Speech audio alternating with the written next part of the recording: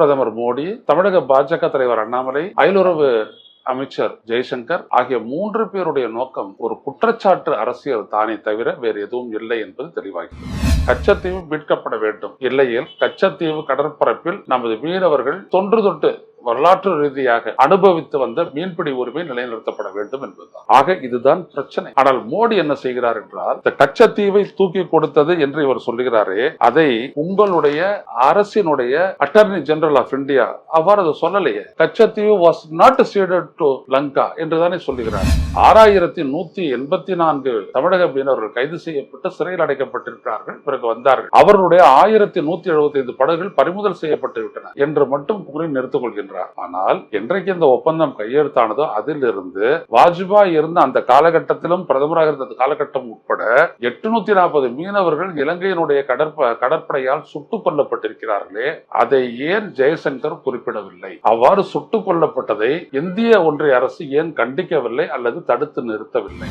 மீனவர்களுடைய உரிமைதான் உங்களுடைய அக்கறை என்றால், கச்சத்தீவை அந்த கோட்டை சற்று தள்ளி போட்டு கொடுத்த அந்த ஒப்பந்தத்தில் ஒரு திருத்தம் செய்ய வேண்டும் என்று சொல்லி கச்சத்தீவை நீங்கள் மீளுங்கள், மீட்டு கொண்டு வாருங்கள். இல்லையே கச்சத்தீவு பகுதியில் முதலில் போடப்பட்ட ஒப்பந்தத்தின்படி அந்த மீன்பிடி உரிமையை பெற்றுத்தாருங்கள், இலங்கை அரசிடமிருந்து பெற்றுத்தாருங்கள். மோடி அவர்களே இப்படி சும்மா வெளியில வந்துட்டு ஒரு ட்விட்டரை போட்டு எக்ஸ் தளத்துல போட்டு ஒரு சென்சேஷன்ல உருவாக்கி தமிழ்நாட்டு மக்களை ஏமாத்தலான்னு நினைக்காதீங்க. உங்களால் ஏமாற்ற முடியாது. உங்களுக்கு உள்ளபடியே அக்கறை இருக்குன்னா கச்சத்தீவு கடற்பரப்பில் மீன் பிடிக்கக்கூடிய வரலாற்று உரிமையை, தமிழகத்தினுடைய வரலாற்று உரிமையை பெற்றுத்தாருங்கள். இல்லை என்றால் ஒத்திக்கொண்டு போய் அமருங்கள். அவ்வளவுதான் சொல்ல வேண்டும். Karim's biryani paradise at liberty and catering services, கோடம்பாக்கத்தின் அறுசுவை அடையாளம்.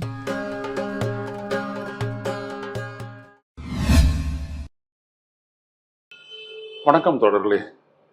ரோஸ்டோ செய்திகளின் வாயிலாக இன்று மீண்டும் உங்களை சந்திப்பதில் பெருமகிழ்ச்சி அடைகின்றேன். நேற்று முதல் இன்று காலை வரை ஒரு குறிப்பிட்ட பிரச்சனையை பாரதிய ஜனதா கட்சியும் தமிழக பாரதிய ஜனதா கட்சியும் பிரதமர் மோடியும் முன்னிறுத்தினார்கள். அது கச்சத்தீவு. காங்கிரஸாலும் அன்றைக்கு இங்கே தமிழ்நாட்டில் ஆளுங்கட்சியாக இருந்த திராவிட முன்னேற்ற கழகத்தாலும் தாரை வார்க்கப்பட்டு விட்டது. அதுதான் மீனவர்களினுடைய பல பிரச்சனைகளுக்கு காரணம். இது அக்கறையற்ற ஒரு நடவடிக்கை, பொறுப்பற்ற ஒரு செயல் என்றெல்லாம் மோடி பேசியிருந்தார். ஆக பிரதமர் மோடி, தமிழக பாஜக தலைவர் அண்ணாமலை, அயலுறவு அமைச்சர் ஜெய்சங்கர் ஆகிய 3 பேருடைய நோக்கம் ஒரு குற்றச்சாட்டு அரசியல் தானே தவிர வேறு எதுவும் இல்லை என்பது தெளிவாகிறது. இந்த குற்றச்சாட்டில் உண்மை இருக்கின்றதா இல்லையா என்பதை விரிவாக பேசலாம். ஏனென்றால் கச்சத்தீவு தொடர்பாக தொடர்ந்து போராடி வரக்கூடியவர்களில் நானும் ஒருவன். இன்னும் சொல்ல போனால் கச்சத்தீவை மீட்பது தொடர்பாக என்ன நடவடிக்கை எடுக்க வேண்டும் என்பது தொடர்பாக ஒரு ஆவணத்தை உருவாக்கி அதை தமிழக பாஜக தலைவர்களிடம் கொடுத்து அதை நடைமுறைப்படுத்த முற்பட்ட போது அப்பொழுது பாஜக அரசு என்ன சொன்னது என்றால், சுஷ்மா ஸ்வராஜிடம் இந்திய அயலுறவு அமைச்சகம் என்ன சொன்னது என்றால், தட் இஸ் அன்செட்டில்ட் இஷ்யூ, அது முடிந்து போன ஒரு விடயம் என்று சொல்லி தட்டி கழித்தது. அந்த இடத்திற்கு நான் இறுதியாக வருகின்றேன். அதற்கு முன்னால் இந்தியாவிற்கும் இலங்கைக்கும் 1974ஆம் ஆண்டு ஒரு ஒப்பந்தம் போடப்பட்டது. அந்த ஒப்பந்தம் கச்சத்தீவை தூக்கி இலங்கைக்கு கொடுப்பதற்காக போடப்பட்ட ஒப்பந்தம் அல்ல.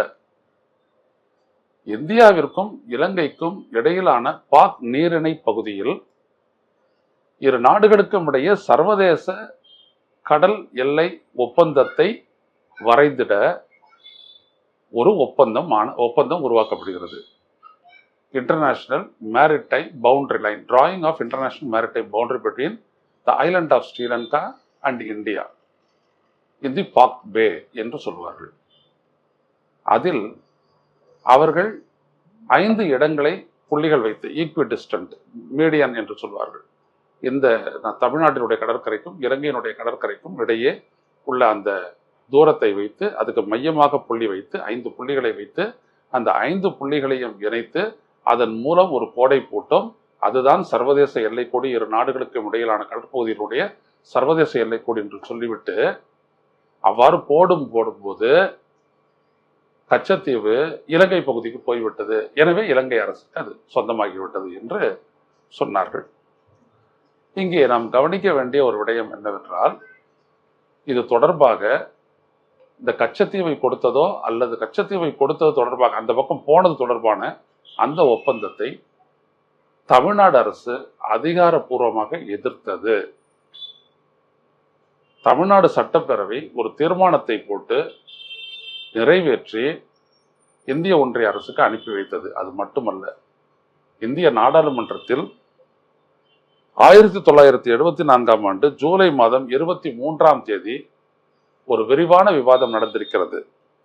அந்த விவாதத்தில் அப்பொழுது நாடாளுமன்ற உறுப்பினர்களாக இருந்த மதுல் இமாயே என்கின்ற ஒரு பெரிய சோசலிஸ்ட் தலைவர், இங்கே தமிழ்நாட்டைச் சேர்ந்த நாஞ்சில் கே மனோகரன், திமுகவினுடைய நாடாளுமன்ற கட்சி தலைவர் இரா செடியன், தலை சிறந்த நாடாளுமன்றவாதியான இரா செடியன், பிறகு ராமநாதபுரம் மக்களவை உறுப்பினராக இருந்த PK மூக்கையா தேவர், பிறகு முதலில் ராமநாதபுரம் எம்பியாக இருந்து பிறகு பெரியகுளம் எம்பியாக இருந்த முகமது ஷெரீப், அதன் பிறகு பாஜகவை சேர்ந்த அடல் பிஹாரி வாஜ்பாயி, அதன் பிறகு திரு லாக்கப்பா, பிறகு திரு M கல்யாண சுந்தரம் இந்திய கம்யூனிஸ்ட் கட்சி, திரு G விஸ்வநாதன் ஆகிய எல்லோரும் இதை பற்றி பேசுகிறார்கள். பேசும் பொழுது இந்திய அரசு மறைத்த ஒரு விவரத்தை அவர்கள் சொல்கிறார்கள். இந்த கச்சத்தீவு யாருக்கும், இது யாருக்கு சொந்தம் என்பது தொடர்பாக எந்த ஆவணமும் இல்லை என்ற போது இவர்கள் எல்லோரும் மறுத்தார்கள். குறிப்பாக PK மூக்கையா தேவர், ராமநாதபுரம் மக்களவை தொகுதி உறுப்பினரான PK மூக்கையா தேவர் சொன்னார், அது சேதுபதி அரசருக்கு உட்பட்டது, ஆட்சிக்கு உட்பட்டது, அதற்கான ஆவணங்கள் மதுரையில் உள்ள பதிவுத்துறை பத்திர பதிவுத்துறையில் இருக்கிறது, நான் வேண்டுமானால் அதை கொண்டு வருகின்றேன் என்று சொன்னார். திரு G விஸ்வநாதனும் அப்படிப்பட்ட ஆவணங்களை கொண்டு வந்து காண்பித்தார். அப்பொழுதுதான் இந்திய ஒன்றிய அரசினுடைய அயலூர் அமைச்சராக இருந்த ஸ்வரன் சிங் அவர்கள் சொன்னார்கள், இது இரு நாடுகளுக்கு இடையிலான எல்லை பகிர்வு ஒப்பந்தம் என்றும், அந்த ஒப்பந்தத்தில் எல்லைக்கோடு வரையும் போது கச்சத்தீவு இலங்கை பகுதிக்கு போய்விட்டது, ஆனாலும் கூட திரு ஸ்வரன் சிங் சொல்லுகின்றார், நமது மீனவர்கள் கச்சத்தீவு கடற்பகுதியில் மீன் பிடிப்பதற்கோ வலைகளை கச்சத்தீவில் காயப்படுவதற்கோ அங்கு சென்று ஓய்வெடுப்பதற்கோ அங்கே மீன்களை காய வைப்பதற்கோ அதே போல அங்கே இருக்கக்கூடிய அந்தோணியார் கோயிலில் ஒவ்வொரு ஆண்டும் நடைபெறும் விழாவில் கலந்து கொள்ளவோ எந்த தடையும் இல்லை என்று சொன்னார். எனவே இந்த ஒப்பந்தத்திற்கு எதிராக வெளிநடப்பு செய்தாலும் கூட திமுக உறுப்பினர்கள், மற்ற கட்சியினுடைய உறுப்பினர்கள் எல்லோரும் இந்த மீனவர்களுடைய உரிமை காப்பாற்றப்படுகிறது என்பதில் அவர்கள் திருப்தி அடைந்து விட்டுவிட்டார்கள். அந்த பிரச்சனை அதோடு முடிகிறது. இவ்வளவுதான். அதன் பிறகு 1976 திராவிட முன்னேற்ற கழக ஆட்சி இங்கே கலைக்கப்பட்டு அவசர நிலை பிரகடனம் செய்யப்பட்ட போது, எமர்ஜென்சி பிரகடனம் செய்யப்பட்ட பிறகு 1976ஆம் ஆண்டு இந்தியாவினுடைய அயலுறவு செயலருக்கும் இலங்கையினுடைய அயலுறவு செயலருக்கும் இடையே ஒரு ஒப்பந்தம் கையெழுத்தாகிறது. அந்த ஒப்பந்தம் என்னவென்றால், அந்த ஒப்பந்தத்தில் தான் அவர்கள் என்ன செய்கிறார்கள் என்றால், இதுவரை அந்த மீன் பிடித்துக் கொண்டிருந்த அந்த உரிமை விலக்கிக் கொள்ளப்பட்டு அவரவர்களினுடைய எல்லைக்கு உட்பட்ட பகுதியில் உள்ள உயிர் அல்லாத அனைத்து வளங்களையும் அவர்களே எடுத்து பயன்படுத்துவது என்று சொல்லி மீன்பிடி உரிமையை பறித்தார்கள். அன்றைக்கும் தமிழக அரசு கொந்தளித்தது, தமிழ்நாடு கொந்தளித்தது. தமிழக மீனவர்கள் அன்னைக்கும் போராடினார்கள். அந்த போராட்டம் தொடர்ந்து வந்து கொண்டே இருக்கிறது. அதற்கு பிறகு பார்த்தீர்களானால் இந்த கச்சத்தீவு மீட்பது தொடர்பான பல வழக்குகள் இந்திய உச்சநீதிமன்றத்தில் தமிழ்நாட்டிலிருந்து போடப்பட்டது. தமிழக முதலமைச்சராக எதிர்க்கட்சி தலைவராக இருந்த போது செல்வி ஜெயலலிதா போட்டார். அதே போல கலைஞர் மு கருணாநிதியும் அவ்வாறு போட்டார். அவ்வாறு செல்வி ஜெயலலிதா போட்ட வழக்கில் வாக்குமூலம் அளித்த மோடி அரசு என்ன சொல்லுகிறது என்பது இங்கே முக்கியம்.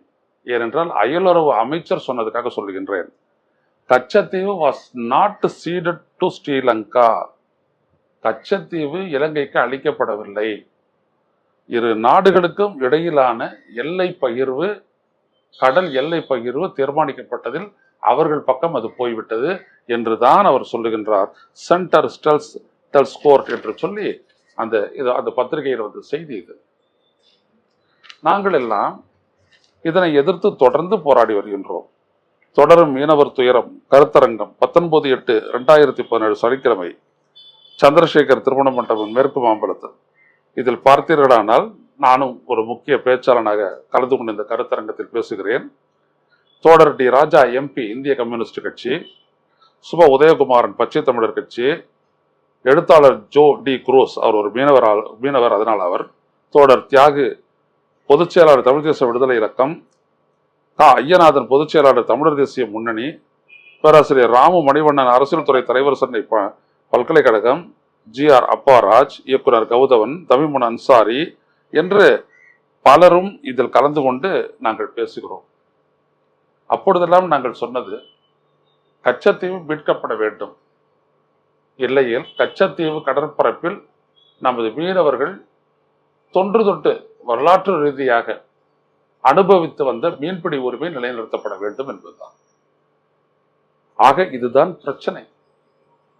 ஆனால் மோடி என்ன செய்கிறார் என்றால், இந்த கச்சத்தீவை தூக்கி கொடுத்தது என்று இவர் சொல்லுகிறாரே, அதை உங்களுடைய அரசினுடைய அட்டர்னி ஜெனரல் ஆஃப் இந்தியா அவ்வாறு அதை சொல்லலையே. Katchatheevu was not seeded to Lanka என்றுதானே சொல்லுகிறார். அப்போ உங்களுக்கு இதெல்லாம் தெரியாதே உங்களுக்கு நடக்குதா? நீங்க எதுல அக்கறை உடையவர்களாக இருக்கிறீர்கள்? அவர் சொல்றாரு ஜெய்சங்கர், இந்த 20 ஆண்டுகளில் 2006க்கு பிற்பட்ட இந்த 20 ஆண்டுகளில் 6184 தமிழக மீனவர்கள் கைது செய்யப்பட்டு சிறையில் அடைக்கப்பட்டிருக்கிறார்கள். பிறகு வந்தார்கள். அவர்களுடைய 1175 படகுகள் பறிமுதல் செய்யப்பட்டு விட்டன என்று மட்டும் கூறி நிறுத்திக் கொள்கின்றார்.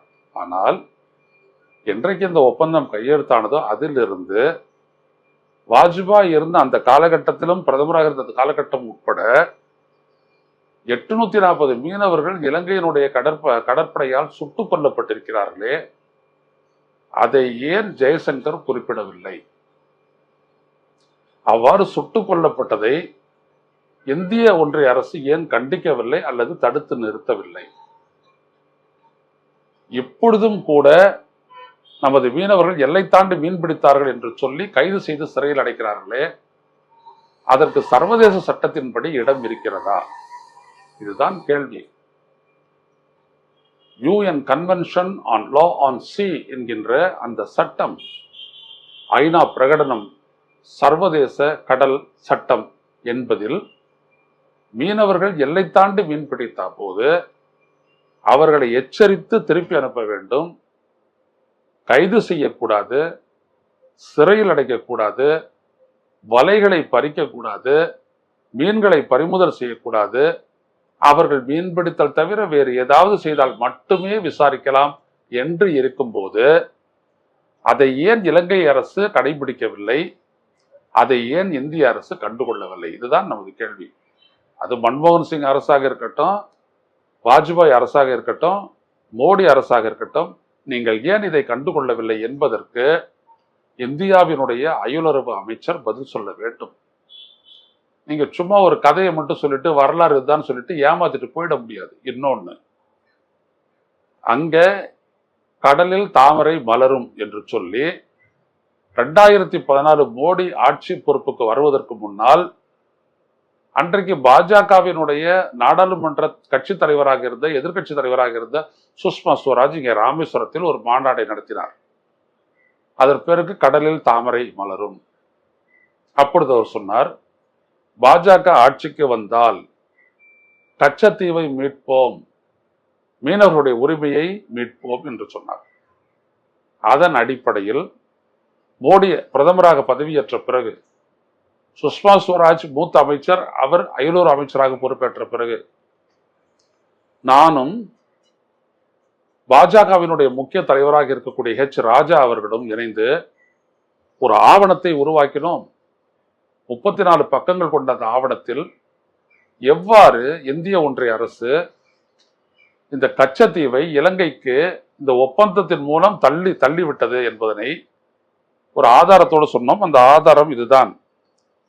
அன்றைக்கு director general of treaties department, government of India, அதிலிருந்து ஒரு ஆவணத்தை எடுத்து அந்த ஆவணத்தில் என்ன சொல்லியிருக்குன்னா, இந்த மாதிரி கடலினுடைய இரு கரை, ஒரு பக்கம் இலங்கை கரை, இன்னொரு பக்கம் தமிழ்நாட்டு கரை, இதுக்கு நடுவில் சமதூரத்தில் வைக்கப்பட்ட புள்ளிகளில் ஒரு புள்ளி மட்டும் இந்தியாவை நோக்கி சற்று இழுத்து வைக்கப்பட்டு கச்சத்தீவு இலங்கைக்கு போகும் வகையில் வரையப்பட்டது என்று அந்த விவரத்தை ட்ரீட்டிஸ் டிவிஷனுடைய டைரக்டர் ஜெனரலாக இருந்த ஜகோட்டா என்பவர் சொல்லி, அதனை பேராசிரியர் சூரிய நாராயணன் ஒரு கருத்தரங்கத்தில் வெளிப்படுத்தும் போது அந்த விவரத்தையும் நாங்கள் சொல்லி, எனவே தவறாக அளிக்கப்பட்ட அந்த கச்சத்தீவை மீட்க வேண்டும் என்று சொல்லி அதற்கான நடவடிக்கையை மோடி அரசு எடுக்க வேண்டும் சொல்லி அந்த ஆவணத்தை நாங்கள் கொடுத்தோம்.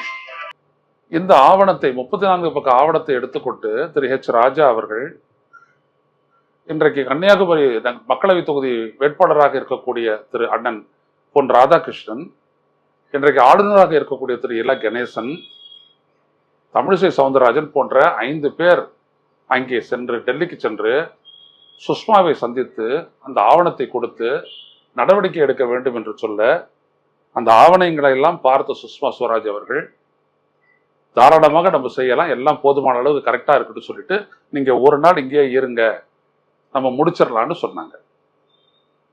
இதெல்லாம் திரு H. ராஜா அதன் பிறகு என்னிடம் சொல்லுகிறார்.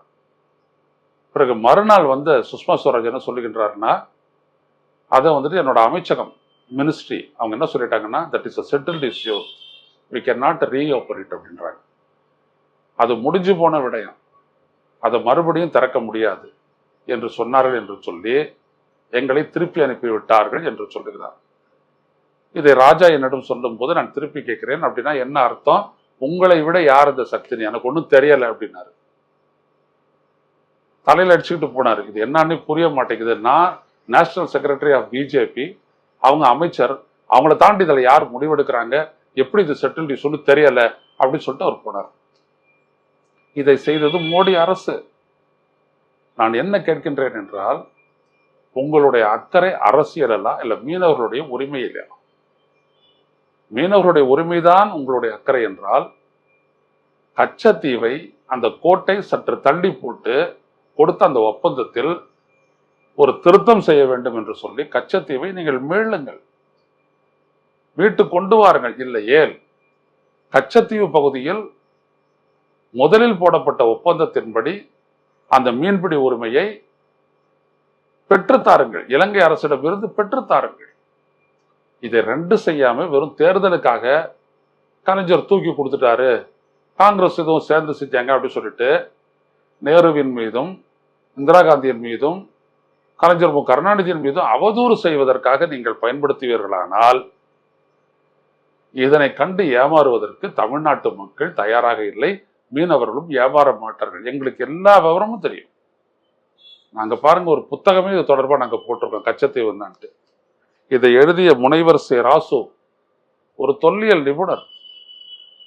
சும்மா ஒண்ணு நாங்கெல்லாம் எழுதல, எல்லா விதமான விவரங்களும் இங்கே இருக்கின்றன.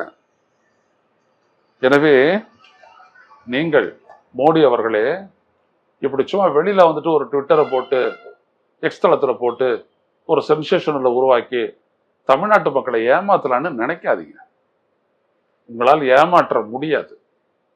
உங்களுக்கு உள்ளபடியே அக்கறை இருக்குன்னா கச்சத்தீவு கடற்பரப்பில் மீன் பிடிக்கக்கூடிய வரலாற்று உரிமையை, தமிழகத்தினுடைய வரலாற்று உரிமையை பெற்றுத்தார்கள். இல்லை என்றால் பொத்திக்கொண்டு போய் அமருங்கள், அவ்வளவுதான் சொல்ல வேண்டும். மீண்டும் சந்திப்போம் தோழர்களே. சும்மா அந்த வரலாற்று ரீதி அதாவது பண்ணி ஏமாத்தலாம் அப்படின்றதுக்காக அவங்க வந்துட்டு இன்னைக்கு 500 அமைச்சகத்தையே பயன்படுத்துறாங்க. எனவே அதை எதிர்த்து நாம் பேச வேண்டிய கட்டாயம் ஏற்பட்டுகிறது. எல்லாவற்றையும் ஒரு அரசியலாக பார்க்கிறார், பொய் சொல்லுகிறார் நமது பிரதமர். எனவே இந்த காணொளியை நீங்கள் பரவலாக போட்டு செல்லுங்கள், உங்களுடைய கருத்தையும் பதிவு செய்யுங்கள். மீண்டும் சந்திப்போம். நன்றி, வணக்கம். ஊடகம் கார்ப்பரேட் அரசியல்வாதிகளின் கைப்பாவையாக அடிமைகளாக இருந்தது போதும். இனி சாட்டை எடுத்து சுழற்றும் நேரம் வந்துவிட்டது. ஊடகம் பொதுமக்களாகிய உங்களுக்காக, உங்களாலேயே இயக்கப்பட வேண்டும். ஊடக சுதந்திரத்திற்காக உங்களின் பங்களிப்பை இன்றே அளித்திடுங்கள்.